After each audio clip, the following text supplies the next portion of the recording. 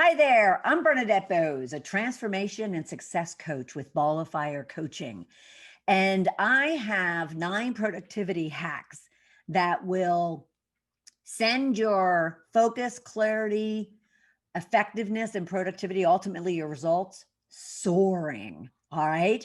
And so I have in here, I have provided you both the PDF download of those 9 productivity hacks, along with links in the PDF that provide you the templates you could be using for several of these hacks.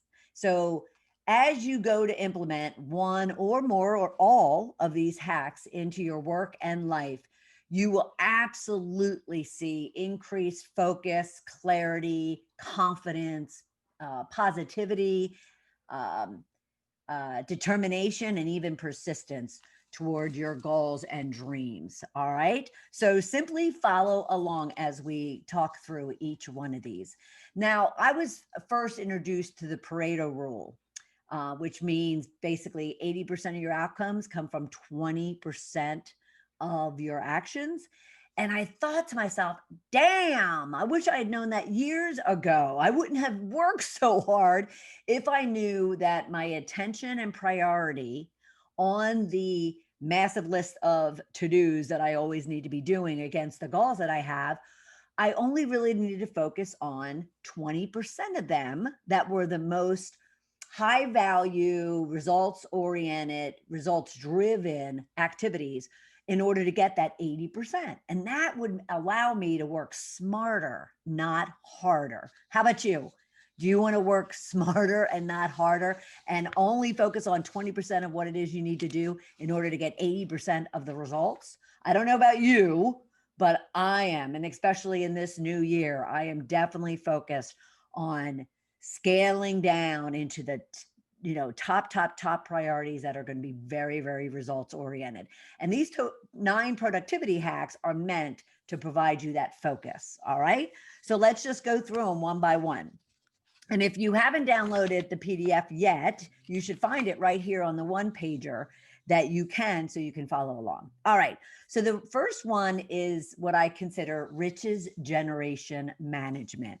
And this is where you really need to set your goals and actions on a regular basis. Of course, we could spend a whole session on just goal setting. And you can always look for one of my many 5-day goals to riches challenge, which are free, and you can always jump in there. So we're going to save all of that detail about how to set goals for that.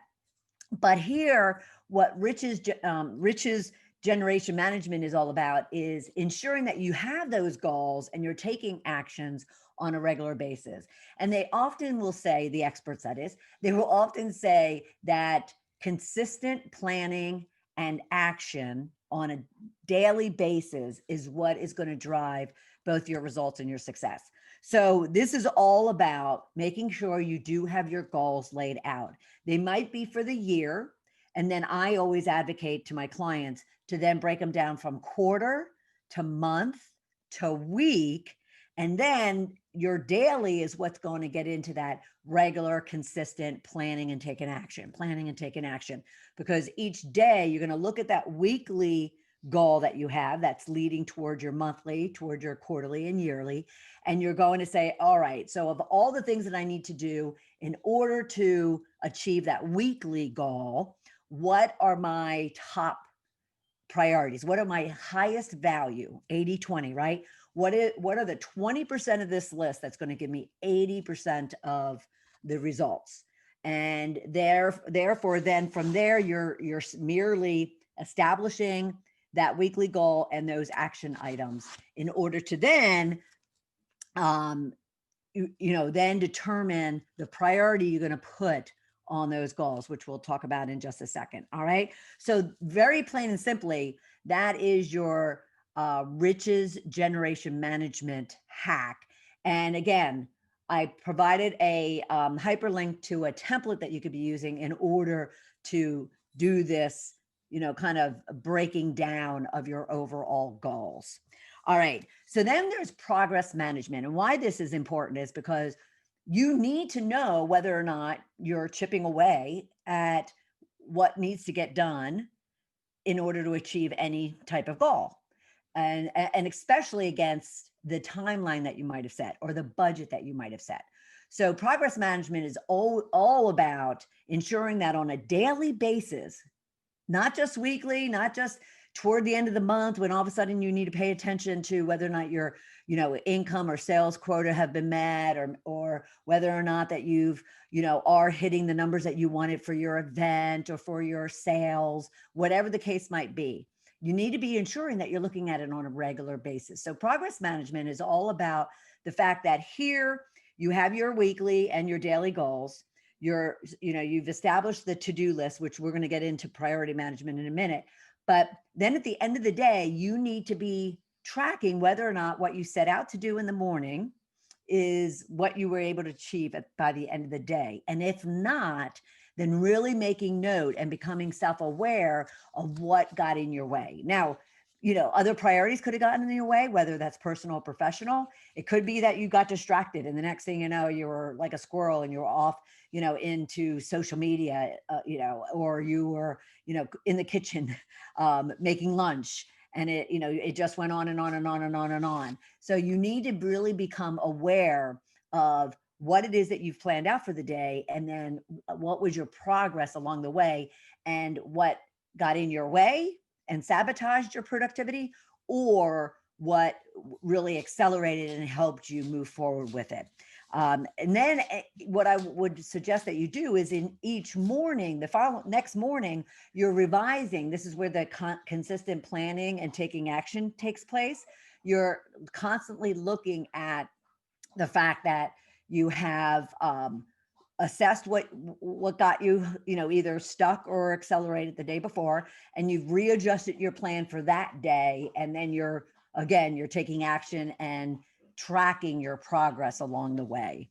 Let's see what else on this one. And using your weekly and your daily goals is going to help you from a progress perspective, is going to help you make decisions about what it is that you should be working on, should be spending money on, what it is that you need to be delegating out, what it is that you need to be pretty much just acting on in a given day. Your weekly and daily goals is certainly going to help you with that focus and that clarity around what is it I should be doing or shouldn't be doing in order to get to the end of the week and be able to celebrate that I've accomplished what I wanted to. All right.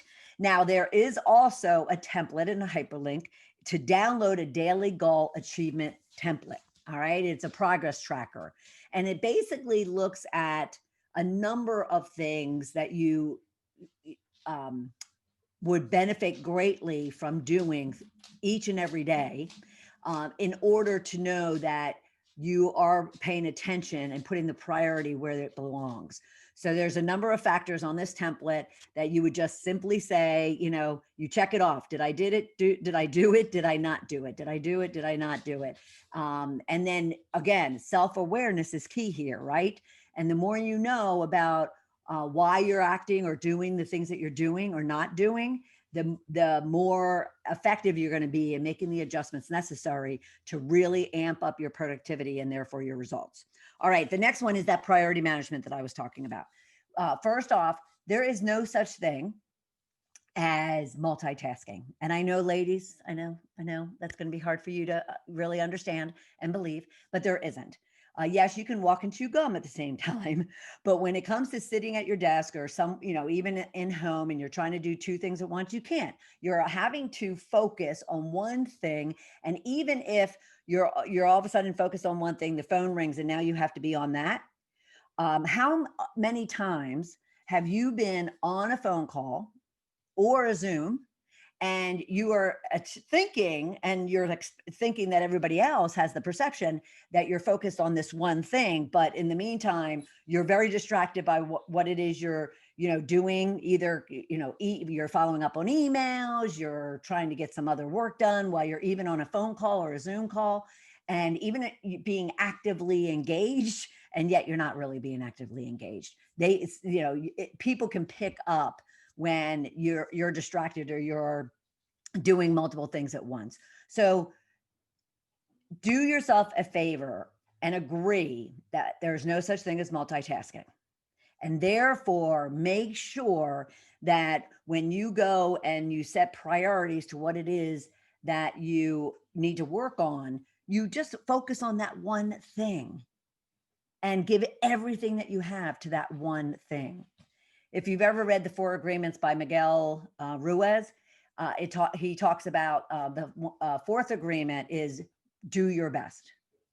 And so basically that's just what this is about, is do your best to be focused on the number one priority that you have on your to-do list in order to achieve your daily or your weekly goal. All right. So priority management is taking that weekly and then daily, and each morning after you've even assessed where you've been and what you've done or not done, then you can reprioritize, like we talked about, or I'm sorry, replan what it is that you need to be doing. And now again, you need to prioritize which one of these 20% of your action items, which I would hope, I always tell my clients, pick 1 to 3.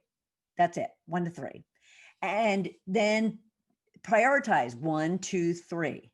Which one is number one? Which one's going to have the highest impact, highest value, highest return on investment, highest result than the other 1 or 2 other activities that is going to lead directly to impacting your weekly goal. And therefore set 1, 2, and 3. There's no such thing as 2 ones, right? So 1, 2, and 3. And then set out to only focus on the one thing. Now, some ones are really big and they carry over days and they have a lot of dependencies. That's perfectly fine and understood. But until you hit that wall where you can't do anything more, until one of those dependencies kind of comes through, then just continue working it until you get to the point that it's either done or you're done on it. And then you move on to priority number 2.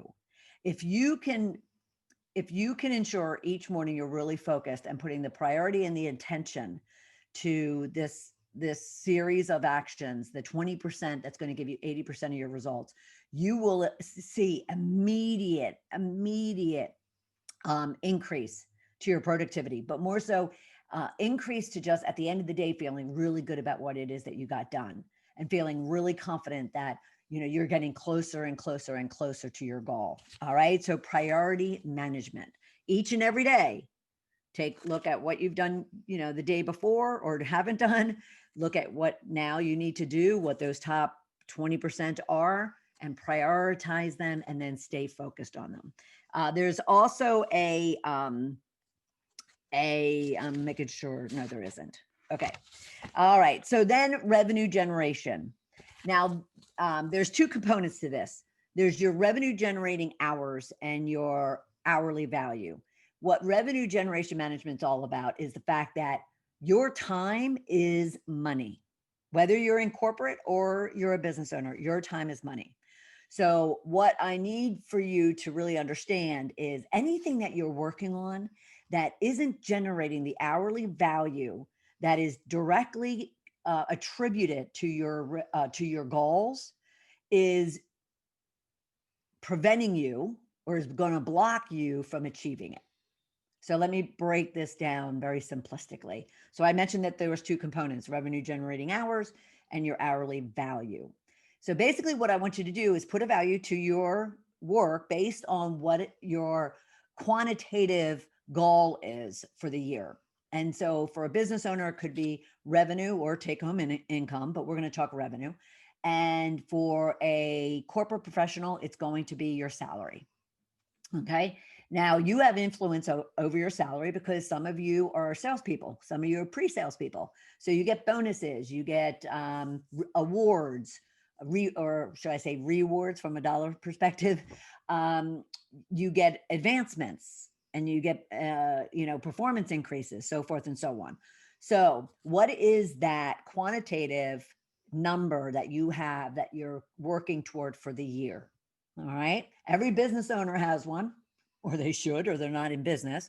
And every corporate professional should have one if you don't really prioritize the fact that you want to go from 1,000 to 2,000. I would hope that all of you have ambition, a good word, ambition to want to improve and grow. So, what is that number? So, let's make it really easy on ourselves. And let's say a business owner wants to generate $100,000 in revenue for the year. Okay. So, you have that number.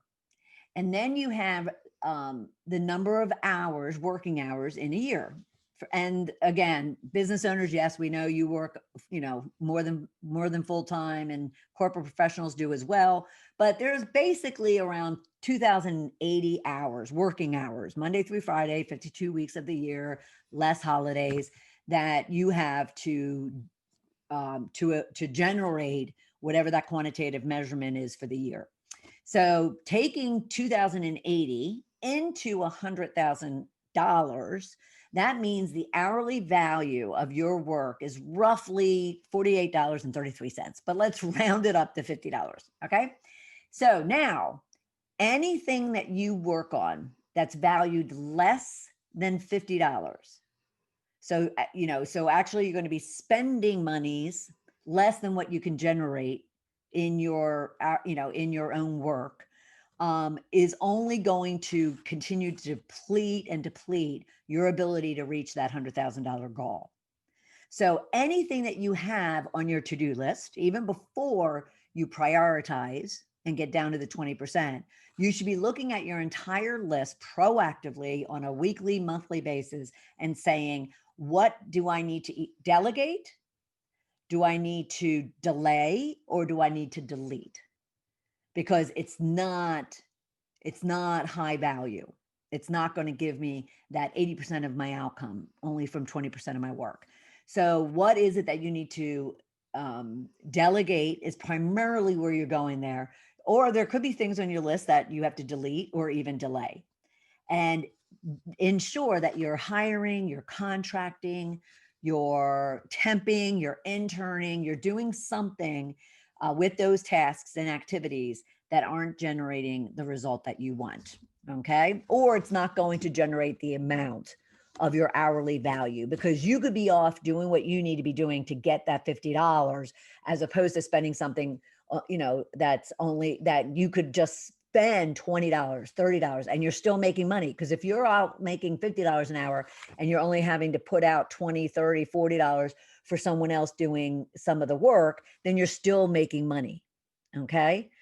Whereas if you go and continue to do those tasks and activities, you're constantly spending the full value of your worth. Okay. Make sense? All right. Okay, so then the next one, number 5, is your productivity profile. Now, I love this, and so do my clients. So what this is, and I basically use it when I'm onboarding clients, but I think it's important for any of us to do at any point in time to really, again, self-awareness, to really gain insights about how best do we perform, where best do we perform, why best do we perform, with whom best do we perform. So your productivity profile is really a set of questions that I've established that really talk about, all right, so when are you most effective? When are you most drained of energy? When are you most focused? When are you least focused? When are you creative versus when are you kind of in your head and more technical, tactical, administrative type of thing? When are you most collaborative, and when do you kind of want to be left alone? And so there's a whole series of questions in the productivity profile template that really address and gets down to what are those time blocks in your day that you should then restructure the type of work that you do in order to get the best results from yourself, let alone from your team, because you should also leverage this for your team. Okay. So, for instance, for me, I am a morning person, so I get up really early, but my first, part of my morning is very self-care oriented. And then by 8 o'clock, I want to be pretty much getting, down to work and getting all of my social media marketing work that I do versus my team done before 9 o'clock. Because 9 to 5 is my clients, my revenue generating hours, but when my clients are kind of awake, I'll call them awake and working.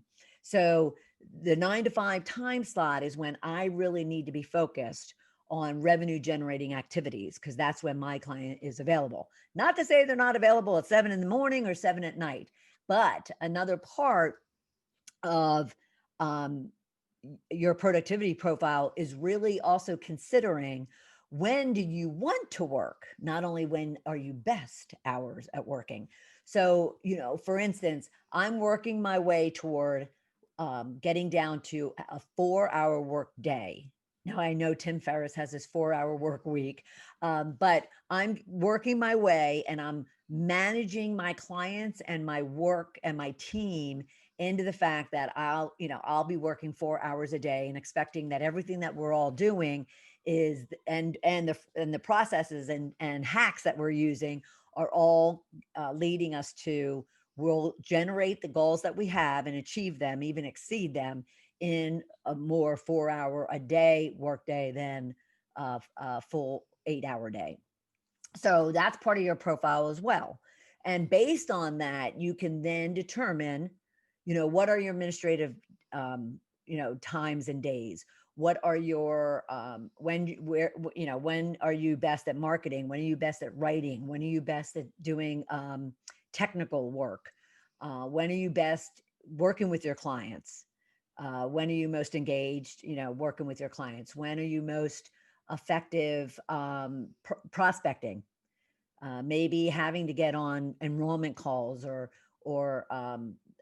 proposal calls. When best are you at doing requests for proposals or filling out that work that your potential customer or client needs? If you're e-commerce or a product oriented type of business or corporate professional, when best, do you have to be available for your manufacturers or for your vendors or for your partners? So the productivity profile really goes through and makes you pay attention to how best you work. And then we even get into, because I said the how, when, where. So then we even get into in the productivity profile, which again, there's a hyperlink in your 9 productivity hack PDF that will give you this productivity profile. It even talks about, so when best or whom best do you work? Are you better working, on your own, or are you a team player? Are you better, working in small groups or, larger groups? Do you prefer to work in a hierarchy or more of a flat type of organization? It helps you tremendously, especially corporate professionals. It helps you also to determine what type of companies are you drawn to and attracted to. When you really think about who you best work with and you're most productive. With everyone at home, for instance, you're really needing to consider what is my best work environment here? Do I need to go down to the basement? Do I need to, shuffle the kids off to something that they're able to do while we're still somewhat locked down? Am I better working, in the middle of the night versus, in the middle of the day type of thing?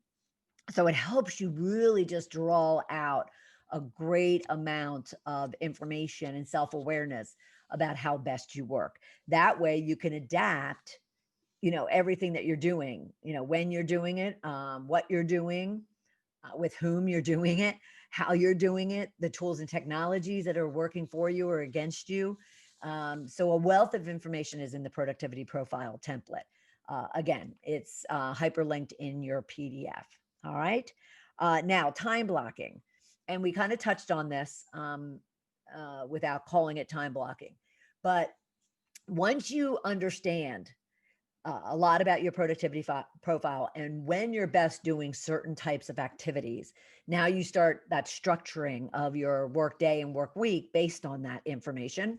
You then want a time block. And basically that comes down to setting a time block or an appointment on your calendar for all the different types of work that needs to be done. And I'm talking all of it. So if you were to look at my calendar, you would see there's a 15-minute time block first thing in the morning. That's for planning.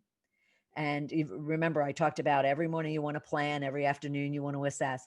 So there's a 15-minute planning time block. Now, my planning takes about 5 minutes anymore, but 15 minutes, is visible on a Outlook calendar note, Outlook calendar. So, but then you want to put in there, am I going to do my sales activities, my writing activities, my marketing activities, my social media activities? When am I going to take a break, take lunch, go to the gym? Is basically the only personal thing I really want to see there. But if you're going to be doing administrative and you're a business owner, when are you going to do administrative? Preferably on the weekends or at night or first thing in the morning, not during your revenue generating hours, which we'll get to in a minute. So basically, you plot out everything you need on your calendar and treat it like an appointment, just like you would if you had your child's PTA meeting or your a doctor's appointment or, picking the kids up from school, whatever the case might be. Treat your work and your self-care / fitness activities just as important, with as much, if not more, priority.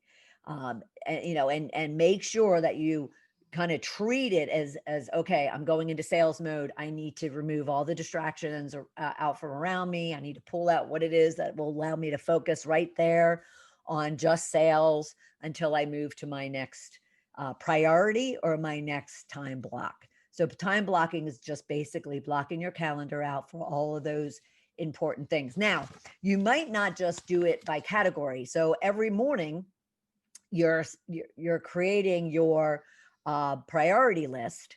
And so I lost all my lights, but that's okay. You're creating your priority lists. And so you might also, if you look at priority number 1 and you say, oh my God, this is going to be like an all day thing, you block out your day to just work on that.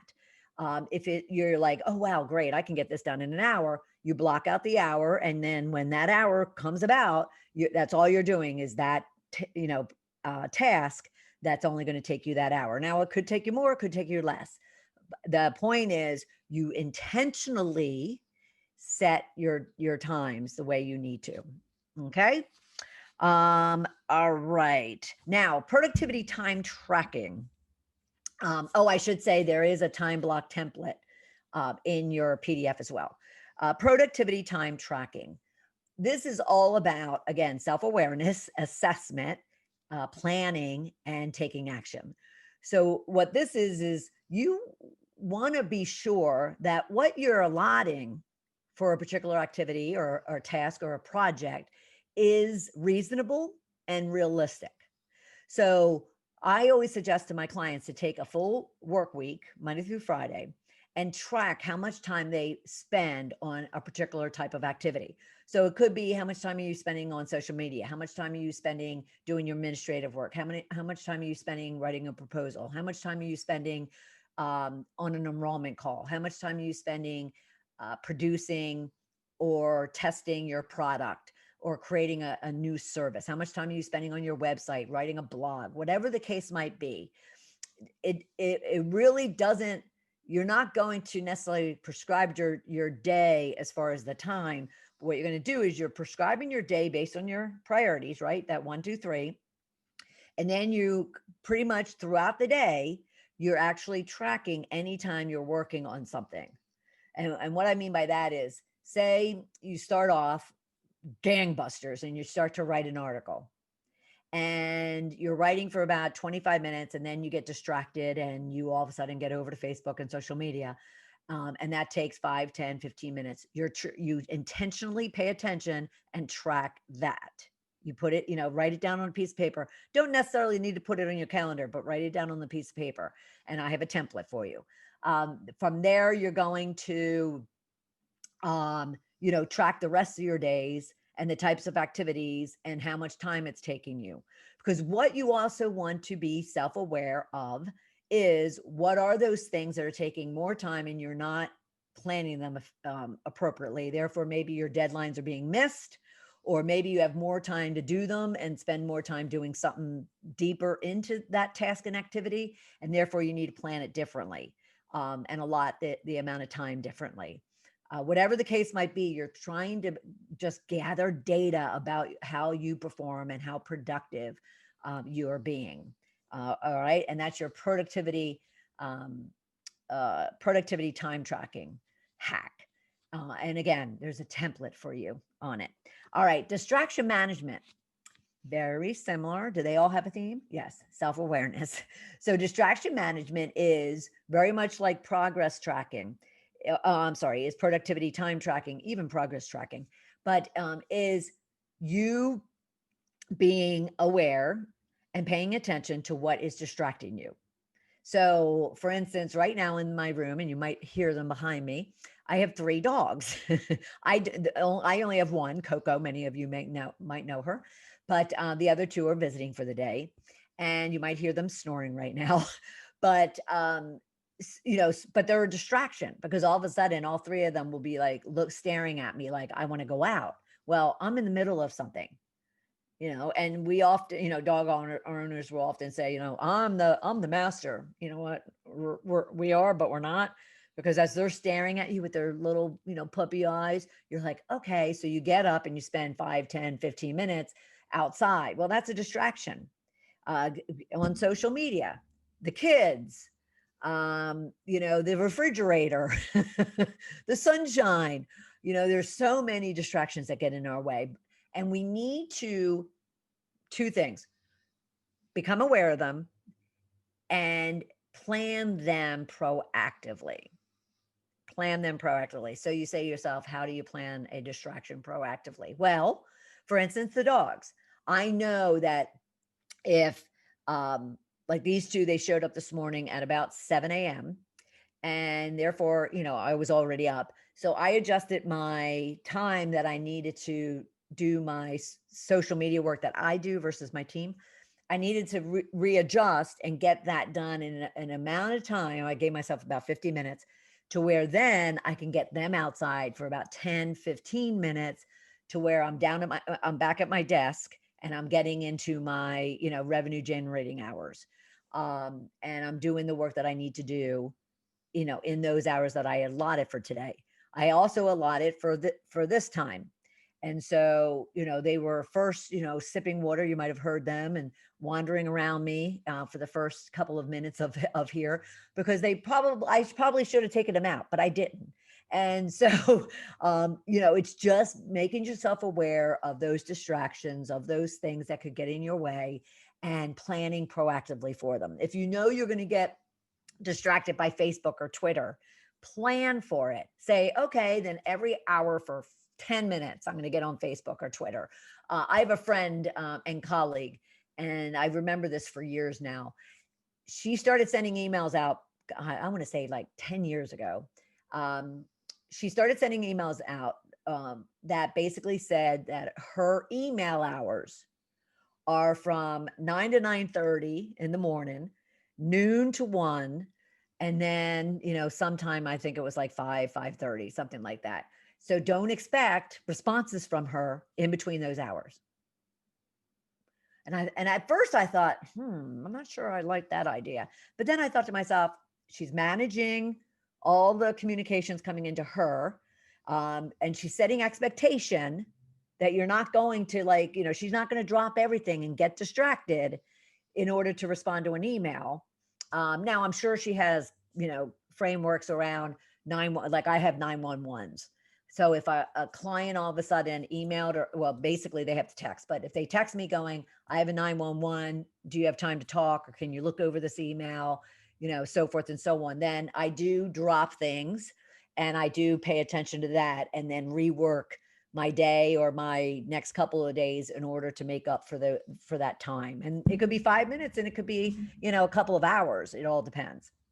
So that's what distraction management is about. It's just really becoming aware again of, how best you work, how best you perform, in what environment, what gets in your way, what sabotages you, what, gets you energized and focused, and using all that information in order to be as effective as possible. Okay, remote management. Now, this came up in the past, obviously, the past year. I started getting asked by many, many, many, many people. I'm not necessarily an organization expert, but it is part of what I do and what I coach on with my clients, both corporate and entrepreneurial. And so remote management, and it comes down to really understanding again your productivity profile, your distraction management, um, uh, doing your progress tracking, a lot of the hacks that we've been talking about. Yet at the same time, this is also intentionally setting up a plan for working remotely, and ensuring that the people within your network that are directly affected, that could be your family, that could be your team, that could be your vendors and your clients, understand what your plan is when it comes to remote management. So, you want to set your goals down. You want to set expectation, define your expectations. You want to then communicate them out to anyone affected. Um, you want to create a schedule for your work. So this kind of goes also into time blocking and being aware of what, times during the day, your productivity profile of when you work best. But then you want to, create that calendar. You want to create that schedule around it. For instance, if your kids are doing remote learning and you are too, and yet you're not effective at all, being able to work and let them go off on their own and do their school, then you might decide, well, you're going to get up a couple hours earlier, or stay up a couple hours later. You're going to rework your work schedule, or even kind of rework their schooling schedule based on what it is that they need to get done, and make sure that everybody's on the same page and everybody's on board and everybody understands it. It also comes to setting up the environment throughout your house, in this case, to around how best to work, and how best everyone works together or individually. Setting expectations. I can't be disturbed between 10 and 1 every day, even if you are itching to go out and play or itching for lunch or whatever the case might be. You're having your schooling from 8 to 10, and then I'm working from 10 to 2, and then we're going to come together from 2 to 4, and then I'm going back to work from 4. You get the idea. So it's just basically understanding how all that happens. The same goes to setting up your offices or your schooling area. Now, many of us are aware that it got down to people building desks for kids because there weren't enough desks being manufactured to support the whole world going remote. So, kids were doing it at the kitchen counter, the tall, island kitchen counter. They were squatted in a corner doing it off of a large drum. This, however you need to set up your environment in order for everyone to work effectively, you want to intentionally and purposely think through all of that. Planning breaks and outings, again, it goes back to your time blocking. Making sure that you do have a plan for exercise, for lunch breaks, for just kind of even meditation and self-care breaks, as well as those school or work hours. Many of us, we're obviously doing on camera. So even think through from a remote perspective when best to do face to face, even Zoom, and when best to do phone calls. And phone calls might replace face to face in certain situations as well. If there's a lot of stuff going on behind you that you can't filter out, and therefore you say, let's have a phone call, not a Zoom. So there's a lot to that as well. For those of you, wanting to kind of be professional from here up, and it calls for you to be in a dress outfit or a business outfit or casual business, whatever the case might be. Just be thinking through that as well. I mean, we see all the funny commercials of people all of a sudden being seen on camera with, in their underwear. It's not a, untrue, it's not an untrue thing. So, just think through all of that when it comes to remote management as well. And then again, it goes back to progress tracking. Track your hours, track your effectiveness, track your focus, track where your attention's going, track, how you're accomplishing what you're accomplishing, in order to make the best out of the time that you're putting toward your work, to make yourself as productive and as effective as possible. So those are 9 productivity hacks for you.